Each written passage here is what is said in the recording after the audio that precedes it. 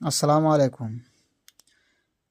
আজকে যেটি বিষয় নিয়ে আলোচনা করব সেটি হচ্ছে ফারাইজ কাকে বলে এবং ফারাইজের উত্তরাধিকার কারা এবং কারা কখনোই বঞ্চিত হবে না সম্পদ থেকে, সেটি বিষয় নিয়ে আজকে আলোচনা করছি।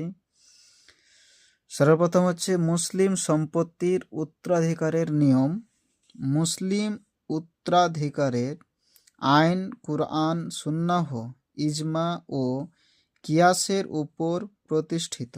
এ চার বিধান অনুযায়ী মৃত্যু ব্যক্তির সম্পদ বন্টন করাকে ফারাইজ বলে।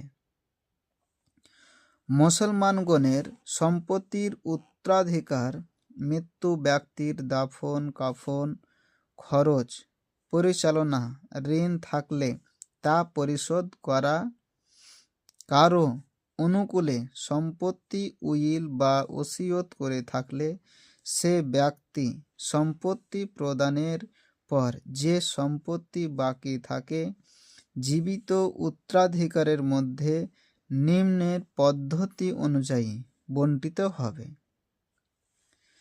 প্রাথমিক উত্তরাধিকারী 6 জন, যারা কখনো সম্পত্তির প্রাপ্তি হতে বঞ্চিত হবে না, যথা 1 নম্বর পিতা, 2 নম্বর মাতা, 3 নম্বর স্বামী, 4 নম্বর স্ত্রী, 5 নম্বর পুত্র, 6 নম্বর কন্যা।